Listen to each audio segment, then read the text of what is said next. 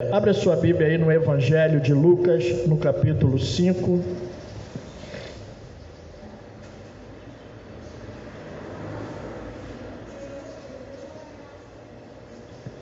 Lucas capítulo 5, a partir do verso 1.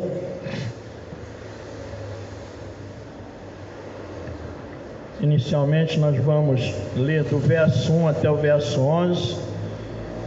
Esse é um texto muito conhecido nosso. Quando nós estávamos ainda lá no outro espaço, na outra igreja, último culto lá, foi esse texto aqui que o Senhor nos deu na nossa saída lá, né? E hoje nós vamos ter a oportunidade de voltar a esse texto numa outra condição, não aquela da qual Deus falou conosco lá. Porque quando Deus trouxe para nós esse texto, a meditação desse texto, Ele pontuou algumas coisas para nós. Eu vou ler aqui o primeiro texto, depois vou fazer algumas considerações. Amém? Lucas capítulo 5, a partir do verso 1. Certo dia Jesus estava perto do lago de Genezaré e uma multidão comprimia de todos os lados para ouvir a palavra de Deus. Viu à beira do lago 2 barcos, deixados ali pelos pescadores que estavam lavando as suas redes. Entrou num dos barcos que pertencia a Simão e pediu-lhe que afastasse um pouco da praia. Então sentou-se do barco e ensinava o povo. Tendo acabado de falar, disse a Simão: vá para onde as águas são mais fundas e a todos lance as redes para a pesca. Simão respondeu: Mestre, esforçamos a noite inteira e não pegamos nada. Porque és tu quem está dizendo isto, vou lançar as redes. Quando fizeram, pegaram tal quantidade de peixe que as redes começaram a rasgar-se. Então fizeram sinais ao seu companheiro, outro barco, para que viesse ajudá-los. E eles vieram e encheram ambos os barcos, ao ponto de começarem a afundar. Quando Simão Pedro viu isso, prostrou-se aos pés de Jesus e disse: afaste-se de mim, Senhor, porque sou homem pecador. Pois ele e todos seus companheiros estavam perplexos com a pesca que haviam feito, como também Tiago e João, os filhos de Zebedeu, sócios de Simão. Jesus disse a Simão: não tenha medo, de agora em diante você será pescador de homens. Eles então arrastaram os barcos para a praia, deixaram tudo e o seguiram. Então, como eu falei, esse texto, quando nós saímos do espaço onde nós estávamos, né, com a última reunião nossa, Deus nos deu esse texto aqui. Deus sinalizava para nós que nós tínhamos nos esforçado durante um bom período, tivemos sucesso, mas não o sucesso esperado, mas que nós devíamos lançar a rede em lugares, em águas mais profundas, numa outra condição, lançar de novo, que aí nós teremos sucesso. Então aqui estamos nós, lançando a rede num outro lugar, crendo que Deus vai operar e Ele vai cumprir o que Ele falou conosco, né? E é interessante porque o texto diz que eles haviam pescado a noite toda, ou tentado pescar a noite toda, que não pegaram nada, e eles estavam lavando a rede, né, preparando para recomeçar depois. E aí nós estamos preparando a rede, estamos preparando, recomeçando a pescaria, estamos aqui recomeçando, pescando de novo. E que se cumpra essa palavra, que nós possamos ter uma pescaria abundante, né? Não de peixes, não uma pescaria natural, mas uma sobrenatural, pescadores de homens, que muitas vidas possam ser alcançadas a partir daqui. Nós estamos no ano de 2021, continuamos falando sobre viver as promessas de Deus, e nós estamos em setembro passou. Já faltam 3 meses para encerrar o ano, e nós estamos desde janeiro, ou desde o último culto de dezembro, só meditando sobre promessas. E Deus falou profundamente conosco, tem falado profundamente conosco ao longo desse período acerca de promessas, que nós aprendemos bastante com Deus acerca desse tema, mas ainda tem mais, e é um tema inesgotável, como a palavra do Senhor é inesgotável. E hoje, a partir desse texto, nós temos como título aqui da nossa meditação: Deus chama pessoas comuns para viver coisas incomuns a partir das suas promessas.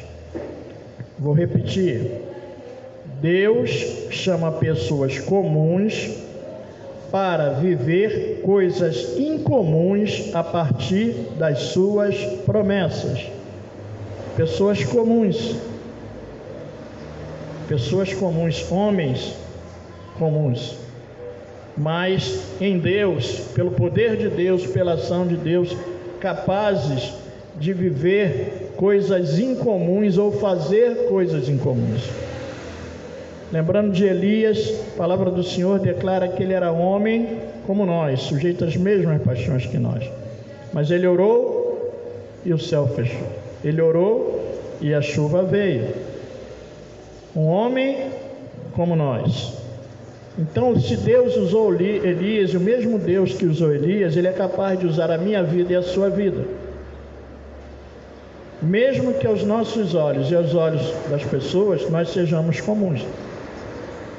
E nós vamos observar isso aqui ao longo da nossa reflexão, que Deus chama pessoas comuns para viver coisas incomuns a partir das suas promessas. Ele tem as promessas, chama uma pessoa comum e faz com que aquela pessoa viva coisas incomuns. O incomum é uma coisa rara, que não é comum, não é uma coisa comum que acontece de maneira corriqueira. Muitos personagens, muitos homens, muitas mulheres que são relatados aqui na Bíblia, eram pessoas comuns e viveram coisas incomuns. Muitos personagens. Citei um agora, que era o caso de Elias, mas eu separei dois para nós aqui hoje. Primeiro é Moisés e segundo é Davi. Abre a sua Bíblia em Êxodo, no capítulo 2, no verso 10.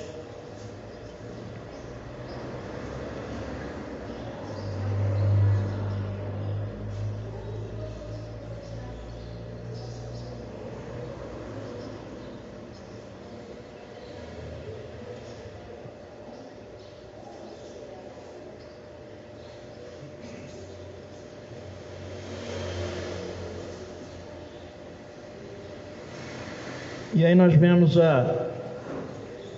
o 10 diz: tendo o menino crescido, ela o levou à filha do faraó, que o adotou, e lhe deu o nome de Moisés, dizendo: por que eu o tirei das águas?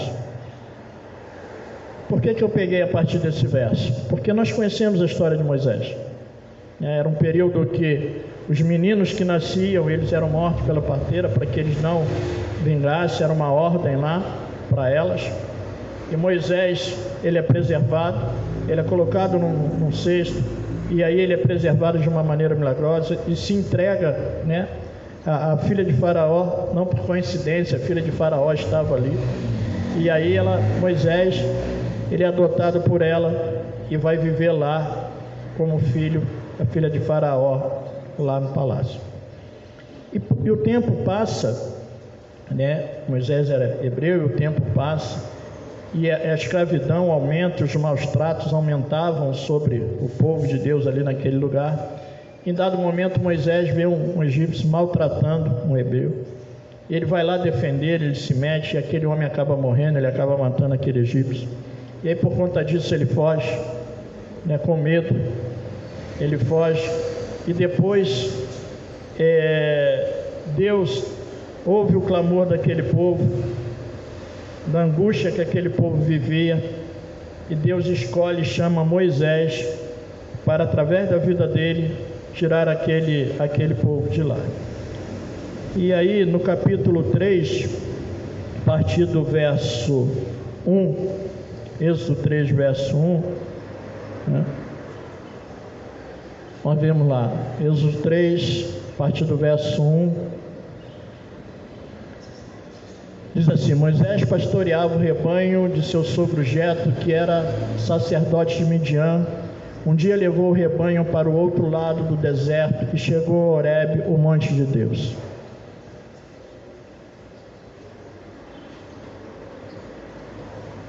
Ali o anjo do Senhor lhe apareceu numa chama de fogo que saía do meio de uma sarça. Moisés viu que, embora a sarça estivesse em chamas, não era consumida pelo fogo. Verso 3.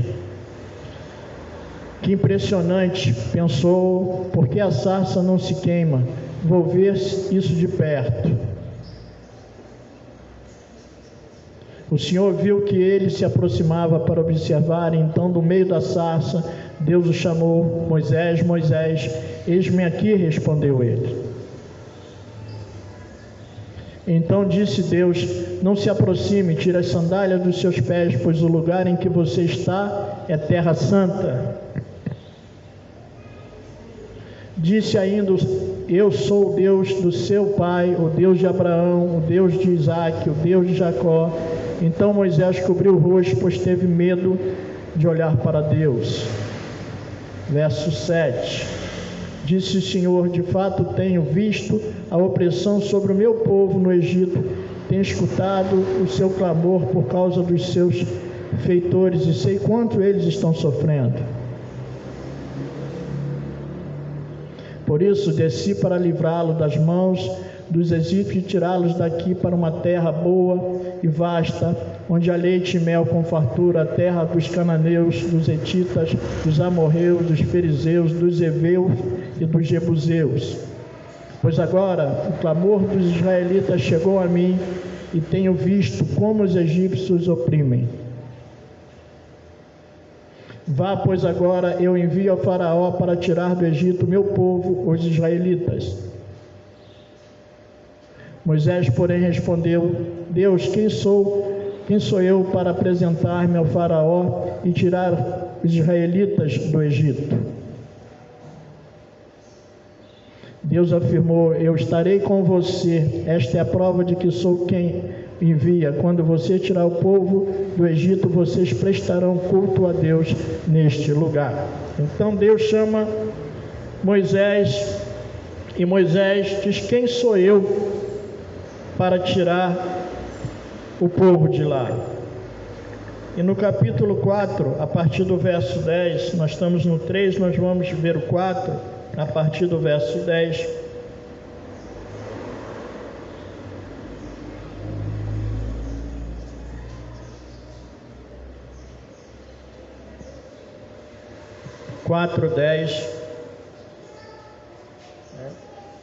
Disse, porém, Moisés ao Senhor: o Senhor nunca tive facilidade para falar, nem no passado, nem agora, que falaste ao teu servo. Não consigo falar bem. Disse-lhe o Senhor: quem deu boca ao homem, ou quem fez o surdo ou mudo? Quem lhe concede vista, ou torna ao cego? Sou eu, o Senhor. Agora, pois, vá, estarei com você, ensinando-lhe o que dizer. Respondeu-lhe, porém, Moisés: Senhor, peço-te que envie outra pessoa. Verso 14. Então o Senhor se irou com Moisés e lhe disse: você não tem seu irmão Arão, o levita?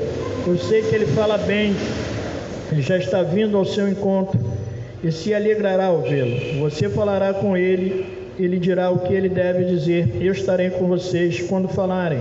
Eu lhes direi o que fazer, assim como Deus fala ao profeta. Você falará a seu irmão e ele será o seu porta-voz diante do povo.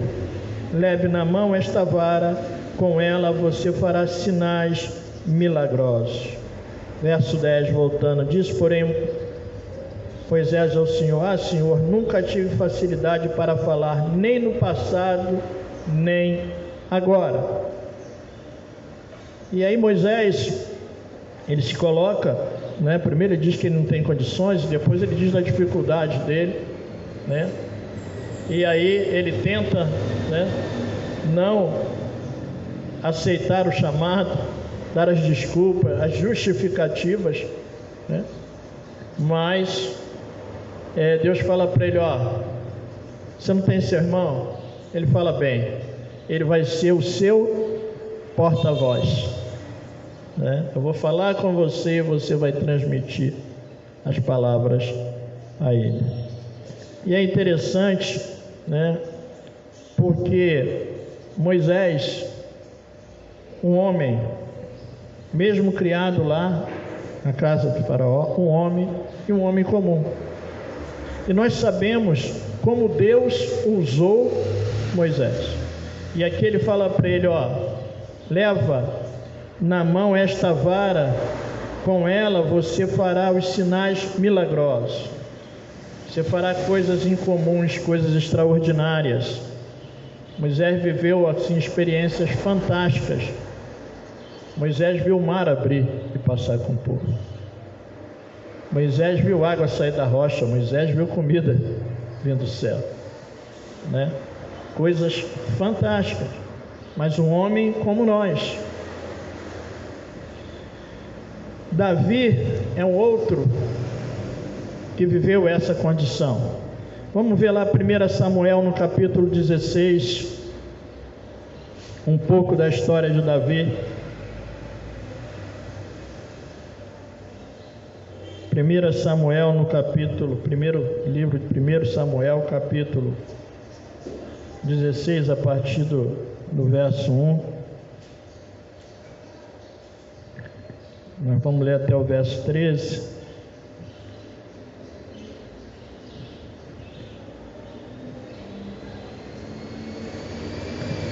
Primeiro livro de Samuel, capítulo 16, verso 1, a partir do verso 1 diz assim: O Senhor disse a Samuel: até quando você irá entristecer-se por causa de Saul? Eu o rejeitei como rei de Israel. Enche um chifre com óleo, vá a Belém, e eu enviarei a Jessé. Escolhi um dos seus filhos para fazer o rei. Verso 2: Samuel, porém, disse: como poderei ir? Saul saberá disto e me matará. O Senhor disse: leve um novilho com você e diga que foi sacrificar ao Senhor. Convide Jessé para o sacrifício e eu lhe mostrarei o que fazer. Você irá ungir para mim aquele que eu indicar. Samuel fez o que o Senhor disse. Quando chegou a Belém, as autoridades da cidade foram encontrar-se com ele. Tremendo de medo, perguntaram: vens em paz? Respondeu Samuel: sim, venho em paz, vim sacrificar ao Senhor. Consagre-se e venha ao sacrifício comigo. Então ele consagrou Jessé e os filhos dele e os convidou para o sacrifício. Verso 6: quando chegaram, Samuel viu Eliabe e pensou: com certeza é este que o Senhor quer ungir. Verso 7: o Senhor, contudo, disse a Samuel: não considere a sua aparência nem sua altura, pois eu o rejeitei. O Senhor não vê como o homem vê a aparência, mas o Senhor vê o coração. Então Jessé chamou Abinadab e o levou a Samuel. Ele, porém, disse: o Senhor também não escolheu este. Em seguida, Jessé levou Samá a Samuel, mas este disse: também não foi este o que o Senhor escolheu. Jessé levou a Samuel 7 de seus filhos, mas Samuel lhe disse: o Senhor não escolheu nenhum destes. Então perguntou a Jessé: estes são todos os seus filhos que você tem? Jessé respondeu: ainda tenho o caçula, mas ele está cuidando das ovelhas. Samuel disse: traga-o aqui, não nos assentaremos para comer enquanto ele não chegar. Verso 12: Jessé mandou chamá-lo e ele veio. Era ruivo, de belos olhos, de boa aparência. Então o Senhor disse a Samuel: é este, levante e unge. Samuel apanhou o chifre de óleo e ungiu na presença de seus irmãos. E a partir daquele dia o Espírito do Senhor apoderou-se de Davi. Samuel voltou para Ramá. Usando o critério humano, né? Samuel, conduzido por Deus para escolher alguém, ou para ungir alguém que Deus já tinha escolhido, como ele falou, da casa de Jessé já escolheu um rei. Ele vai e olha a partir de um conceito humano, e Deus o alerta e chama a atenção e fala: olha, não atente para a aparência, porque eu não vejo como o homem vê. O homem vê a aparência, mas eu vejo o coração.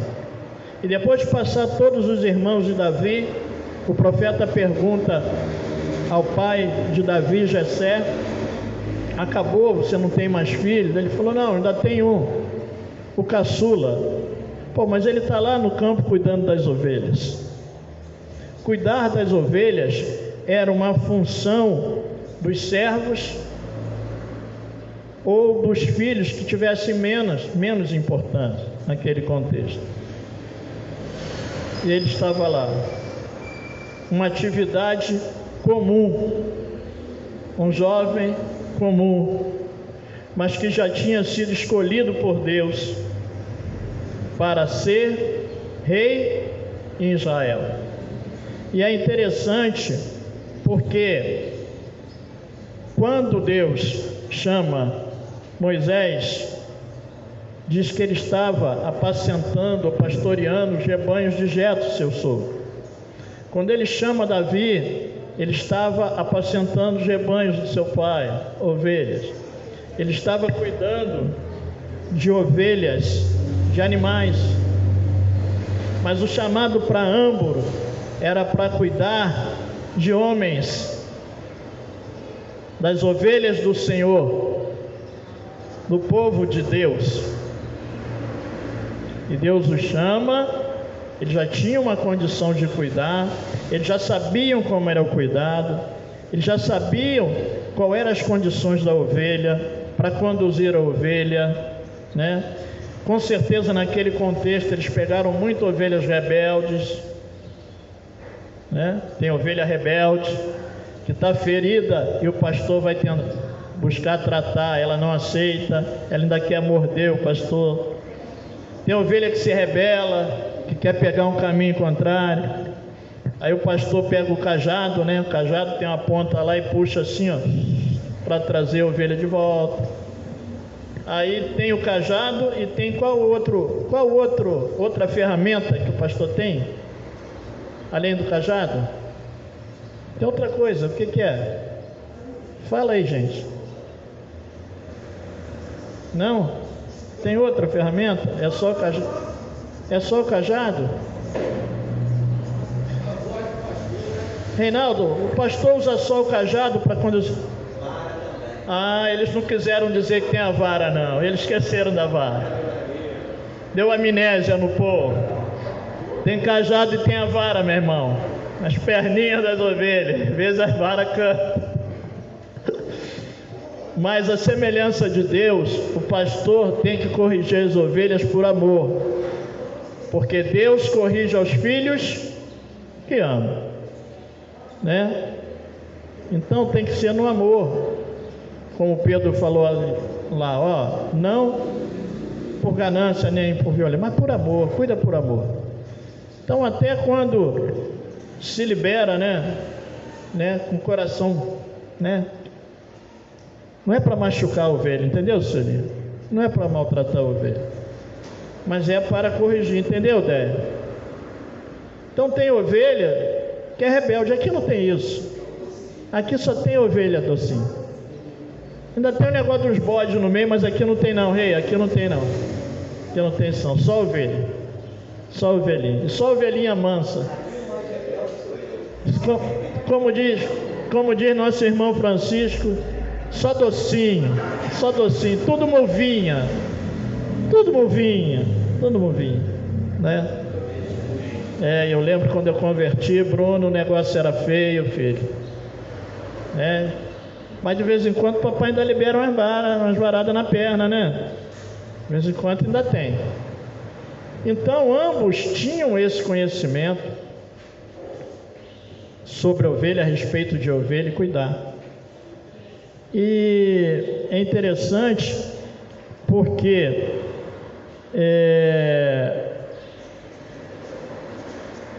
em segundo livro de Samuel. Mas antes da gente ir para 2 Samuel, vamos passar aqui no capítulo 18 desse mesmo livro. 1 Samuel 18, verso 17. Nós vamos até o verso 23. Vamos ver o que diz aqui. Davi aqui já havia derrotado Golias, né? E tinha lá como direito a isenção da família de impostos, porque essa era a promessa do rei, acúmulo de riqueza e casar com a filha do rei, né? Isso já estava no pacote, isso ele já tinha garantido, quando ele derrotou Golias.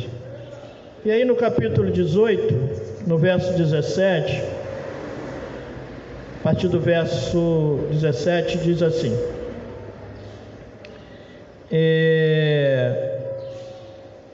Saul disse a Davi: aqui está a minha filha mais velha, Merabe, eu a darei em casamento a você. Apenas sirva-me com bravura e lute as batalhas do Senhor. Pois Saul pensou: não o matarei, deixo isso para os filisteus. Mas Davi disse a Saul: quem sou eu e quem é a minha família, ou o clã do meu pai em Israel, para que eu me torne genro do rei? Por isso, quando chegou a época de Merabe, a filha de Saul, ser dada em casamento a Davi, ela foi dada a Adriel de Meolá. Mical, a outra filha de Saul, gostava de Davi. Quando disseram isso a Saul, ele ficou contente e pensou: eu a darei a ele para que lhe sirva de armadilha, fazendo cair nas mãos dos filisteus. Então Saul disse a Davi: hoje você tem uma segunda oportunidade de tornar-se meu genro. Então Saul ordenou aos seus conselheiros que falassem em particular com Davi, dizendo: o rei está satisfeito com você e todos os seus conselheiros o estimam.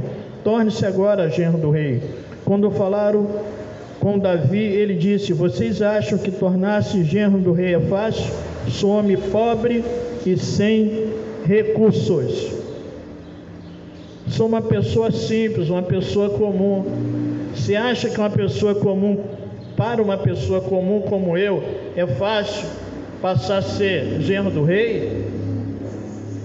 Sou uma pessoa simples, pessoa comum. É difícil. Uma pessoa simples, uma pessoa comum. Entretanto, Deus usa as pessoas comuns para viver coisas incomuns. O que torna um homem incomum é a ação de Deus na vida dele, a presença de Deus na vida do homem. Sem Deus, apenas um homem. Com Deus, um homem de Deus, usado por Deus, com poder de Deus, e descereis sobre vós, e descerei sobre vós o poder do Espírito Santo. Descerei sobre vós o Espírito Santo, e recebereis poder de Deus. Vamos ver o que diz segundo livro de Samuel, no capítulo 7, a partir do verso 1. Segundo livro de Samuel, calma, no primeiro, vamos para o segundo.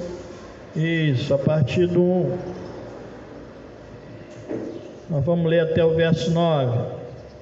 O rei Davi já morava em seu palácio, e o Senhor lhe dera descanso de todos os seus inimigos ao redor.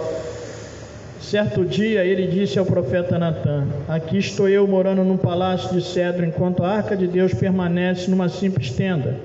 Natã respondeu ao rei: faz o que tiveres em mente, pois o Senhor está contigo. Naquela mesma noite o Senhor falou a Natã: vai dizer a meu servo Davi que assim diz o Senhor: você construirá uma casa para eu morar? Não tenho morado em nenhuma casa desde o dia em que tirei os israelitas do Egito. Tenho ido de uma tenda para outra, de um tabernáculo para outro. Por onde tenho acompanhado os israelitas, alguma vez perguntei a algum líder deles, a quem ordenei que pastoreasse Israel, o meu povo: por que você não me construiu um templo de cedro? Agora, pois, diga ao meu servo Davi: assim diz o Senhor dos Exércitos: eu o tirei das pastagens onde você cuidava de rebanhos para ser o soberano de Israel, o meu povo. Eu o tirei das pastagens onde você cuidava dos rebanhos para ser o soberano de Israel. Ou seja, eu peguei você de uma atividade simples, comum, te tirei de lá para te fazer rei sobre o meu povo, para cuidar do meu povo. Isso é muito interessante. E aí, no verso 9, ele complementa: sempre estive com você por onde você andou e eliminei todos os seus inimigos. Agora eu farei tão famoso quanto os homens mais importantes da terra. Você era comum, lidava com as pastagens, mas agora eu te farei mais famoso do que os homens da terra. Ou seja, uma pessoa comum, Deus levanta e transforma. Amém? Então, dentro da condição do nosso texto base, agora nós vamos voltar para Lucas, Evangelho de Lucas, no capítulo 5.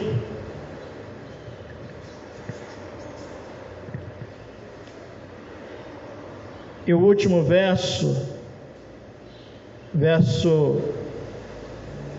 penúltimo verso 10, Lucas 10. Como também Tiago e João, filho de sócio de Zebedeu, Jesus disse a Simão: não tenha medo, de agora em diante você será pescador de homens. Pedro, João, Tiago, eles tinham o ofício da pescaria, eles conheciam tudo sobre a pescaria, mas o que Deus queria era aproveitar aquele conhecimento que eles já tinham, que Jesus estava dizendo para eles, que eles continuariam sendo pescadores, porém agora de homens,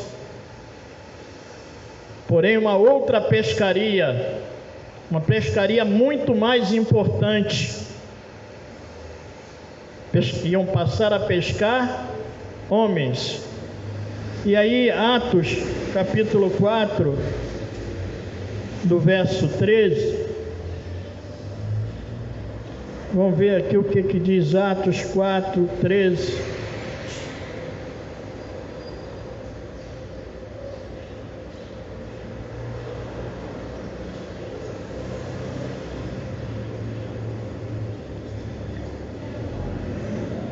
Aqui Pedro já havia proferido a sua pregação. As pessoas já haviam se convertido, né? 2 pregações com sucesso extraordinário. E no capítulo 4 é posterior ao milagre que é realizado por Pedro, através de Pedro e João, na entrada do templo, quando ali um aleijado estava, que ficava esmolando, e Pedro e João falam para aquele homem: olha para nós, não tem ouro nem prata, mas em nome de Jesus o Nazareno, levanta e anda. E aquele homem é curado, e ele entra louvando a Deus ali, naquele lugar. E aí, por conta disso, a multidão foi até Pedro e até João, e eles pregavam para a multidão. Isso incomodou os sacerdotes, isso incomodou lá os fariseus, e eles foram até ele, prenderam. Depois eles tiveram que soltar. Mas no capítulo 4, no verso 13, tem uma declaração fantástica, que diz assim a respeito daqueles homens: vendo a coragem de Pedro e de João, e percebendo que eram homens comuns e sem instrução, ficaram admirados e reconheceram que eles haviam estado com Jesus. De novo, vendo a coragem de Pedro e de João, e percebendo que eram homens comuns e sem instrução, ficaram admirados e reconheceram que eles haviam estado com Jesus. Homens comuns, reconhecendo que eram homens comuns,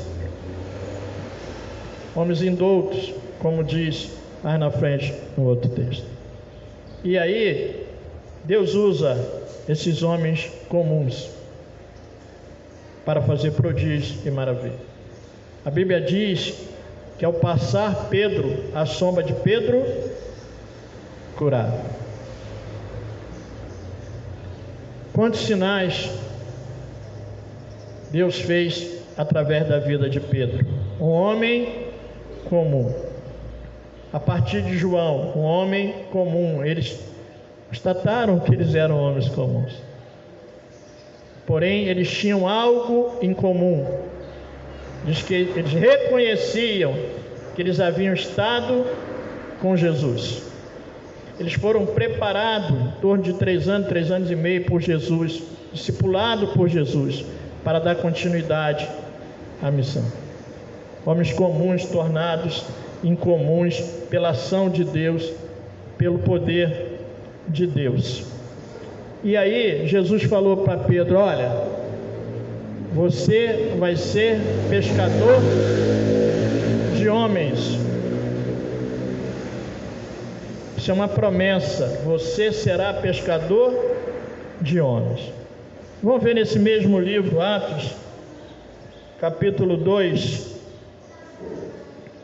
o que aconteceu no primeiro sermão de Pedro. Atos 2, a partir do verso 36. Vou pegar o final aqui do sermão de Pedro. Atos 2, 36.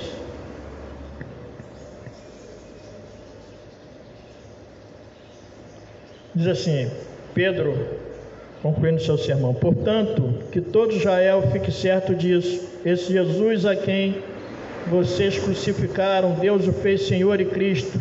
Quando ouviram isso, ficaram aflitos em seu coração e perguntaram a Pedro e aos outros apóstolos: irmão, o que faremos?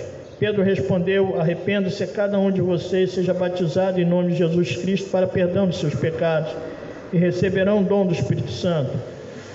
39. Pois a promessa é para vocês e para os seus filhos e para todos que estão longe, para todos quanto o Senhor, o nosso Deus, chamar. Com muitas outras palavras advertia e insistia com eles: salve-se desta geração corrompida.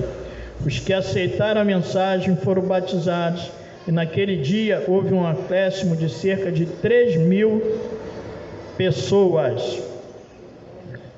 3.000 pessoas. Se ele tinha participado daquela pescaria natural, a ponto das redes, estarem a ponto de romper, a ponto do barco virar, Rogério, ele agora, não mais os peixes, mas os homens, rede cheia, 3.000 pescador de homem. E aí, olhando nesse mesmo livro, no capítulo 4, no verso 1, é só a gente pegar um pouco para frente. Então vamos ver o que aconteceu, Atos 4, a partir do verso 1. Enquanto Pedro e João falavam ao povo, chegaram os sacerdotes, o capitão da guarda do templo e os saduceus. Eles estavam muito perturbados porque os apóstolos estavam ensinando o povo e proclamando em Jesus a ressurreição dos mortos. Agarraram Pedro e João e, como já estava anoitecendo, os colocaram na prisão até o dia seguinte. Mas muitos dos que tinham ouvido a mensagem creram, chegando o número de homens que creram perto de 5.000. Se primeiro 3, depois perto de 5.000, pescador de homens, pescaria farta. E aí se cumpre o que Jesus havia prometido na vida de Pedro. E com relação ao evangelismo, existem duas formas. Existe o evangelismo de massa, que hoje não se usa muito, que era chamados culto ao ar livre. Eu fui me valer do conhecimento, Bruno, de alguém mais antigo que viveu esse período, Eu não vivi com tanta intensidade, mas nosso irmão Reinaldo, nosso irmão Francisco viveram culto ao ar livre, Praça Araribóia, lá nas barcas, o Francisco está dizendo, E aí, homens famosos como Billy Graham, que era um evangelista de massa, E depois Passou-se a usar a televisão, o rádio, né? É Bispo Roberto, pessoal é antigo, lembra. Café com Crente, 5 horas da manhã, fundador da Nova Vida, né? Rádio Relógio, né? E aí, Rogério, evangelista de massa. Então aqui Pedro, nós vemos Pedro, pescador de homem, evangelista de massa, 3.000, 5.000. Mas também existe um outro tipo de evangelismo. Se existe o tipo de evangelismo de massa, que você pesca com rede, nós temos um excelente pescador aqui entre nós, que é o nosso irmão Carlos Alberto Tuco, né? Eu falei agora, ele já deve estar ali doido para jogar uma linha. Para que eu fui falar? Daí aí, fui lembrar o homem da pescaria. Daí olha que eu arrumei, né? E aí, eu ainda não tive a oportunidade de pescar com ele. E aí você pode pescar. Depois a gente tem uma aula aí, tá, Rogério? Com o tio Tuca, que ele sabe tudo de pescaria. Então você pode pescar de rede, ou pode pescar de linha ou de anzol, né? Que é uma pesca individual, unitária. Então Pedro, ele pescou de rede, mas na casa de Cornélio era só um homem, João. E o alvo era só aquele peixinho, Cornélio. Só que lá tinha mais peixe. A família toda de Cornélio se converteu. Então, o mesmo chamado para os primeiros discípulos é um chamado para nós. E sereis minha testemunha em Jerusalém, na Judéia, Samaria, até os confins da terra. Então esse chamado, Rogério, é meu e é seu, é nosso, comissionado para pescar homens. Ah, mas eu nunca joguei uma linha, Não, essa pescaria é diferente. Essa pescaria é diferente. A isca usada é outra. A isca usada é outra. E como tem aqui, e tem peixes diferentes, Sueli. Os peixes são diferentes. Então, Jô, para cada peixe é um tipo de isca, é uma abordagem. Paulo falou isso, eu me fiz de tudo para salvar alguns. É a mesma mensagem, mas a abordagem é diferente. Nós temos um curso de evangelismo e nós vamos fazer esse curso. Alguns já fizeram, nós vamos refazer. É um curso de evangelismo pessoal, para que nós possamos entender, Sueli, como que a pessoa, é um processo em que a pessoa se converte. E é por estágios, Bruno. A pessoa se converte por estágios.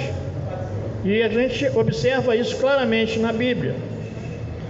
Qual é o primeiro estágio em que uma pessoa pode se encontrar? É o chamado estágio de resistência. Estágio de resistência. Você fala, mas não adianta. E a ideia, quanto mais você falar para o resistente, mais resistente ele vai ficar. E aí, como que nós devemos proceder, Sueli, com o resistente? Nós precisamos orar para que aquela resistência, ela diminua, ou seja, eliminada. Paulo discursando, um rei, Agripa, gosto muito dessa passagem, falou: Paulo, você está variando, rapaz, você está louco, você acha que pelo muito falar você vai me tornar cristão, me convencer? Aí ele falou: pelo pouco ou pelo muito eu não sei, mas você sabe das coisas, você conhece.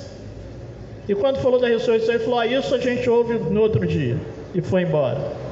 A resistência. Mas tem pessoas que elas já estão num outro estágio, chamado estágio de investigação. É quando as pessoas começam a investigar acerca do reino, acerca de Jesus. Ela começa a querer uma literatura, ela começa a querer alguma coisa, começa a buscar, né? E nós vimos isso em Atos no capítulo 8, quando um homem chamado Filipe, um evangelista, encontra com um homem, um eunuco, numa carruagem, e a Bíblia diz que ele estava ali lendo, né? E o texto é lá do profeta Isaías, como a ovelha foi levada ao matadouro, e não abriu a boca, foi mudo. E aí aquele eunuco pergunta a Filipe, de quem que ele está falando? Aí Filipe pergunta, você entende o que você está lendo? Ele falou assim, não, se não tiver quem me explique. Aí o Espírito falou, Filipe, é contigo, quicou, filho, sobe. A bola quicou, é gol, Rogério. E aí ele sobe, e a partir dali ele começa a discorrer a respeito das Escrituras, e chega um determinado ponto que aquele homem fala para ele assim, olha só, aqui tem água, o que me impede de ser batizado? Ele falou, se você crê de todo o seu coração. Ele falou, eu creio. Filipe batizou e foi embora. Então, 2 exemplos só como introdução do nosso curso que nós vamos fazer. Isso aqui é uma van premiere. Então, nós precisamos entender, nós temos um chamado para pescar. Quantas vidas para pescar? Agora, muitas vezes, o que nos impede é quando nós olhamos para a nossa condição e olhamos para o outro e nos achamos numa condição tão insignificante que Deus não pode não nos usar. Existem 2 extremos perigosos. Um é eu achar que eu sou a última Coca-Cola do deserto, como diz a minha filha. E Deus não vai me usar. Porque a palavra do Senhor declara que Deus resiste aos soberbos. Então a soberba, né, é uma situação de impedimento para você ser usado. Agora, em contrapartida também, quando eu acho que eu sou o resto do resto e gera em mim medo, autoestima baixa, e aí eu não avanço. Deus quer me usar, Deus quer te levantar, mas aí você se esconde. Gideão falou, olha, eu sou menor na casa do meu pai, para mim não dá. Mas aí ele falou, é você que vai libertar Israel. 32 mil, tem muita gente aí, você vai com 300 só. E tem um quadro ali histórico para a gente aí. Aí Davi dá desculpa. Você acha que é fácil ser genro do rei? Para mim é difícil. Aí Moisés diz, olha, eu não sei falar, manda outro. Deus falou, não é outro não, é você mesmo. Vou te dar um porta-voz. Então nós precisamos olhar para nós dentro da obra de Deus, não a partir de nós, mas a partir dele, a partir daquilo que ele pode fazer através da minha vida e da sua vida. Deus chama pessoas comuns para viver coisas incomuns a partir das suas promessas. Você é comum, eu sou comum, apenas um homem. Mas em Deus, a partir das suas promessas, nós podemos viver coisas incomuns e fazer coisas incomuns.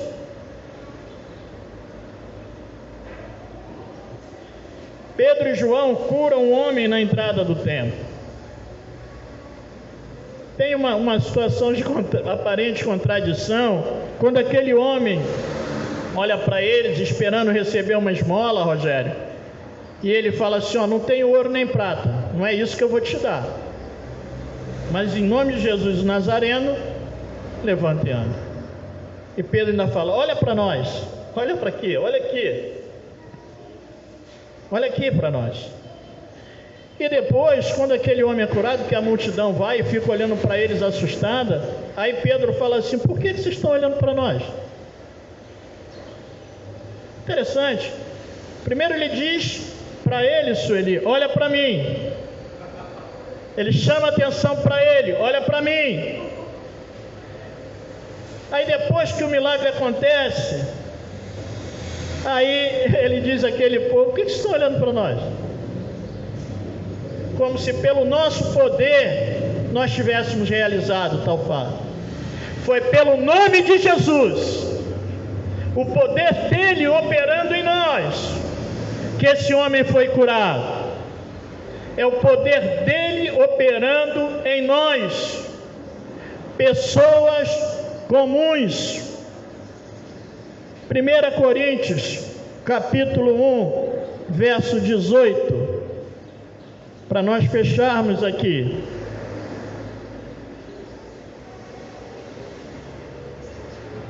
Nós vamos ler o capítulo 2 também, do verso 1, mas é sequência. 1 Coríntios, capítulo 1, verso 18.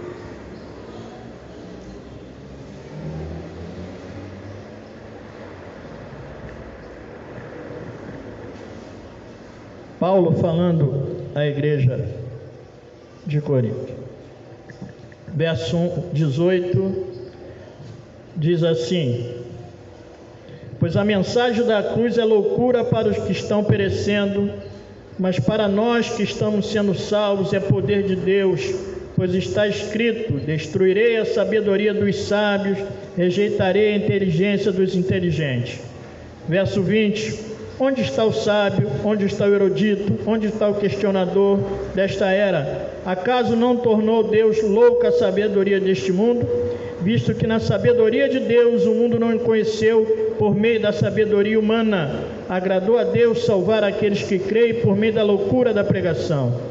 Os judeus pedem sinais milagrosos, os gregos procuram sabedoria. Nós, porém, pregamos a Cristo crucificado, a qual de fato é escândalo para os judeus e loucura para os gentios. Mas para os que foram chamados, tanto judeus como gregos, Cristo é o poder de Deus e a sabedoria de Deus, porque a loucura de Deus é mais sábia que a sabedoria humana, e a fraqueza de Deus é mais forte que a força do homem. Irmãos, verso 26, irmãos, pensem no que vocês eram quando foram chamados.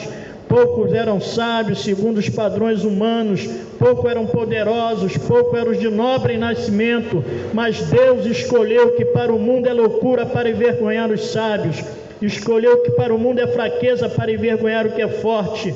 Ele escolheu que para o mundo é insignificante, desprezado, o que nada é, para reduzir a nada o que é, a fim de que ninguém se vanglorie diante dele. E porém por iniciativa dele que vocês estão em Cristo Jesus, a qual se tornou sabedoria de Deus para nós, isto é, justiça, santidade, redenção, para que, como está escrito, quem se gloriar, se glorie nele. Capítulo 2, verso 1.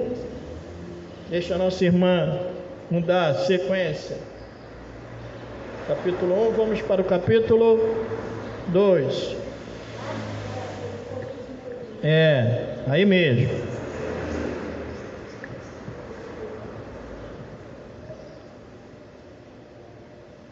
Primeira Coríntios, capítulo 2, verso 1. Eu mesmo, irmãos, quando estive entre vocês, não fui com discurso eloquente, nem com muita sabedoria para lhes proclamar o mistério de Deus, pois decidi nada saber entre vocês, a não ser Jesus Cristo, e ex-crucificado, e foi com fraqueza, temor e com muito temor que estive entre vocês.